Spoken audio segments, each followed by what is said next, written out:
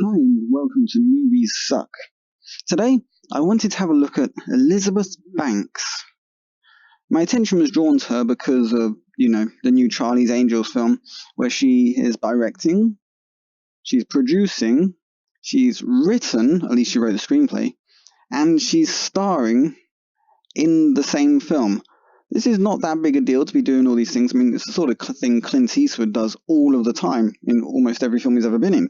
But the interesting thing about this one is that her Charlie's Angels film has been a flop. I mean, no one wanted a new Charlie's Angels film. No one expected a new Charlie's Angels film. So I thought to myself, because I don't know if any of you guys have watched the film, it is full of feminist tropes and man-hating misandrist tropes all over the place. So I just wanted to find out a little bit more about her and what she thought at the time. So I found this article on The Guardian, which mentions Elizabeth Banks. My film is loaded with sneaky feminist ideas. Now, anyone who's actually seen it knows that it's not particularly sneaky, so we can ignore most of this article because a lot of it's just a bit of butt kissing. If we get down to here, after she made Pitch Perfect 2, because she directed it and it was a success, and apparently she made 69 million on the opening weekend, which set a record for a first-time director. So Sony said, you can do whatever you want. What do you want to do? And she went into a meeting with Sony and said, I want to direct a Charlie's Angels movie. That's pretty gutsy to just demand of Sony that I want to do this. And especially something like Charlie's Angels, which nobody's wanted for quite a long time.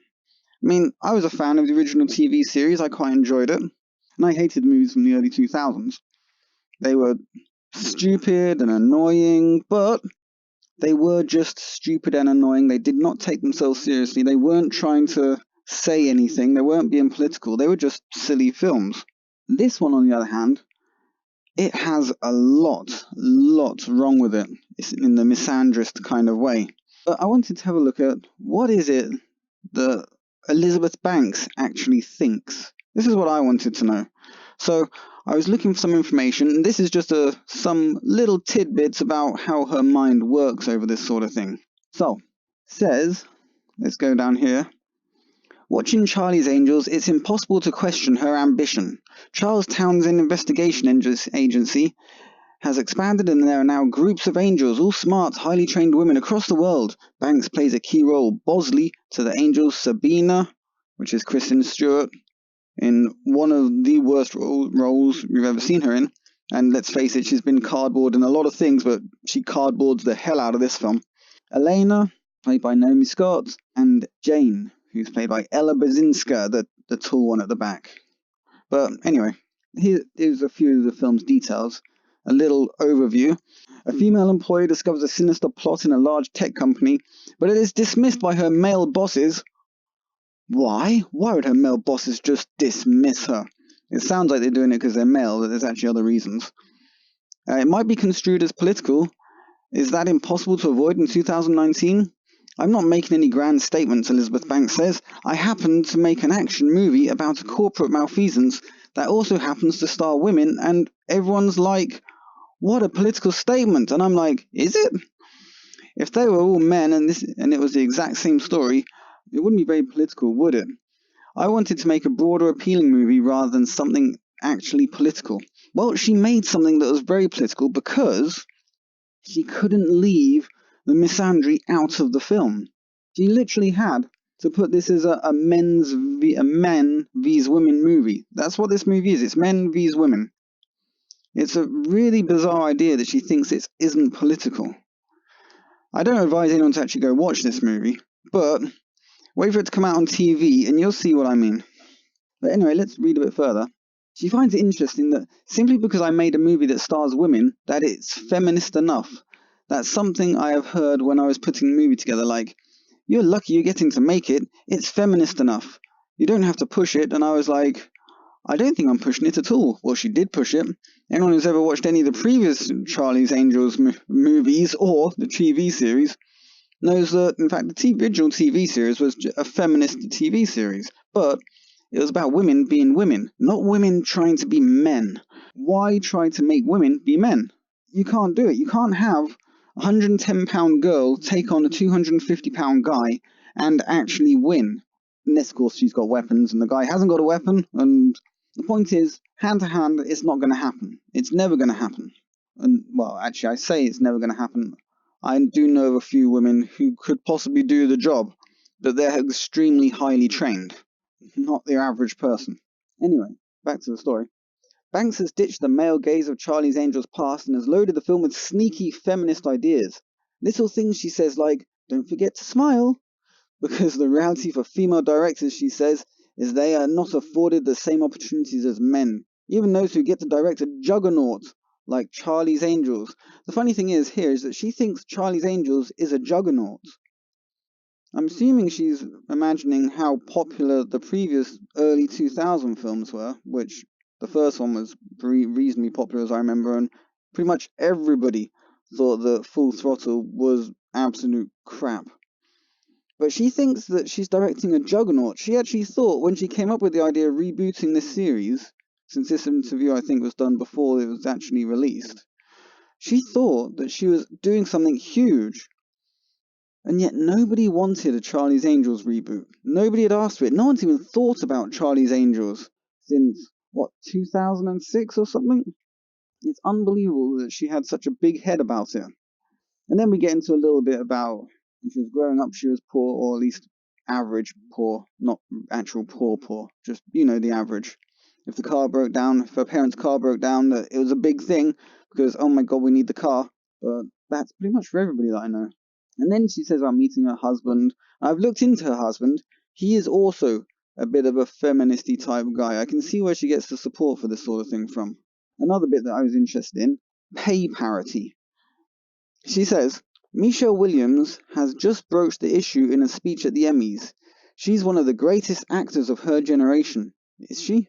And she worked so hard on every job, and yet, in Venom, Tom Hardy made way more money than her. Tom Hardy made way more money than her? Why would that have been? Why would Tom Hardy make so much more money than Michelle Williams in the movie Venom? Let me think about this for a little while. Is it because... I don't know. Why could that... Let's have a look. Let's have a look at the Venom movie poster. Maybe this will clear things up a little bit.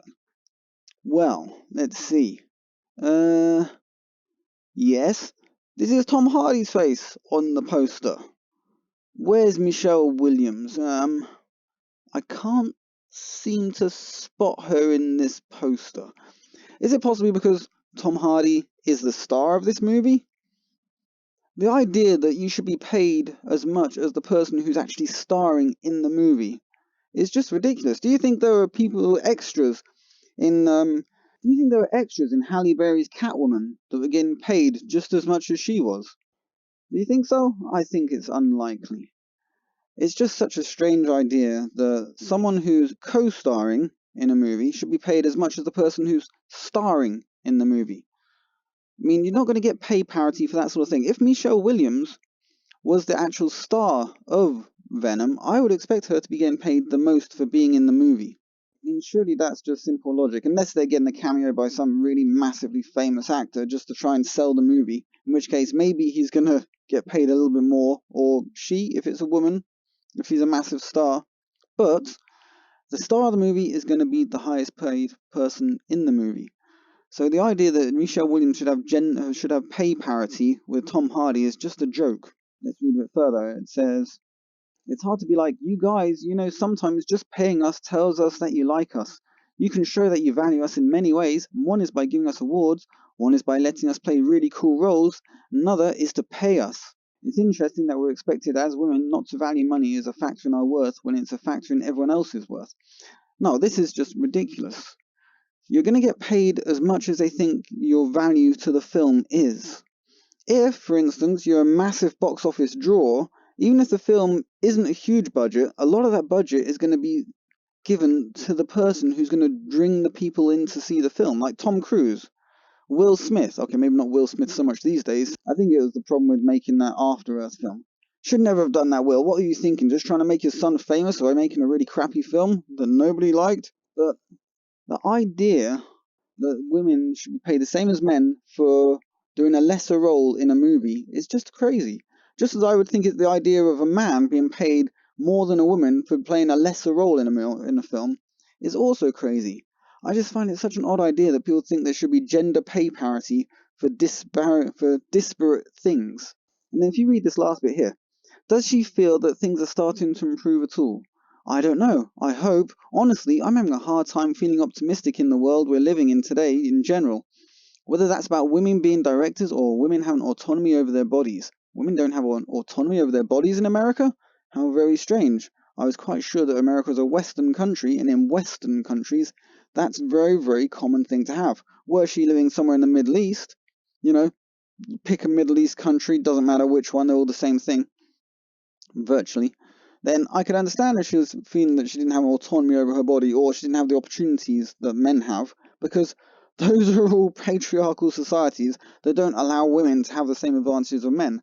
She's living in a Western country, in a Western society where she has exactly, precisely, undoubtedly every chance and every opportunity that any man has. And thanks to the current society we live in, where women and minorities and everything else are just basically handed things and said, look, I feel so bad. I feel so bad about the way your people have been treated through the years that we're just going to give you every extra advantage and we're going to hold these people back so that we can give you a leg up. It's just so messed up. Western society has gone to shit. Anyway, let's read a little bit further. I feel that every step forward we're looking over our shoulder, waiting to see if they're going to come for us. How long has she been feeling like this? Since Trump was elected? Uh-huh, exactly. She's been feeling like that since Donald Trump was elected. Oh, dear fucking God.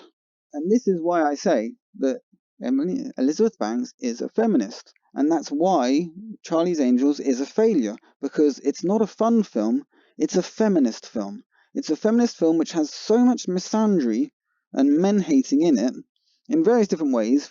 You just cannot mistake what her agenda is. I mean, let's have a look here. Elizabeth Banks talks about raising sons as feminists. I'm so proud that I get to raise my boys to love women, Elizabeth Banks, on how she is raising her young sons to be feminist, as she urges all women to make men watch female-led movies. All women to make men watch female-led movies. Men are perfectly happy to watch female-led movies. Now, there are many examples of female-led movies that men love to watch. I mean, I'm going to point out the very, very, very obvious ones right now. Just, Aliens, Wonder Woman, Battle Angel Alita. I mean, this list goes on and on and on and on and on and on and on. There are a lot of female-led movies that men really like. But not in her feminist agenda there aren't. I mean, I was actually very amused by something she says down here. I'm the mother of 2 boys, she said. They're too young to see Wonder Woman, but they're going to love it when they do. She talks about bringing them up to feminists who see and treat women as equals. That sounds like every man I know of. I'm so proud that I get to raise my 2 boys to love women. I'm so proud that I get to present an example to them of working mum who really loves what she does. Now, I was amused because she mentions the Wonder Woman film and how she obviously at the time believed it to be a feminist movie because she wanted her sons, who she wants to grow up to be more feminist, to watch that movie and really like it. But when it came to her new Charlie's Angels film and the fact that it's a flop, which we all knew it was going to be a flop, let's face it, no one wants Charlie's Angels anymore. So Elizabeth Banks suggests her Charlie's Angels box office bomb is because men don't go see female-led action films. Now, men are perfectly happy to go see female-led action films. We all know this. But the thing that amused me about the Wonder Woman aspect of that previous story, this was from 2 years ago, 2017, I believe, when she was being presented an award of some description. Yeah. June 2017, she thought Wonder Woman was a feminist movie. Now, when she's releasing her Charlie's Angels film, Elizabeth Banks suggests that the reason her Charlie's Angels reboot failed to make a splash at the box office on opening weekend was men don't go see women do action movies. And she says they'll go see a comic book movie with Wonder Woman and Captain Marvel because that's a male genre, Banks explains. So even though those movies are about women, they put them in the context of feeding the larger comic book world. So it's all about, yes, you're watching a Wonder Woman movie, but we're setting up 3 other characters. We're setting up Justice League. What if those 3 other characters are women as well? It's possible. But the point is that in this one, she's degrading Wonder Woman as being a male movie now, And in the previous story, back in 2017, when she was blithering on about feminism, she was talking about it being a female lead movie. And it is a female-led movie, but she thought it was feminist back then. It's only now that her own movie, which is a feminist movie, is a box office bomb, and was always going to be a bomb, that she's actually wanting to say that, oh, no, Wonder Woman, that wasn't a feminist movie. That was a male feminist movie. I mean, she's being completely incoherent now.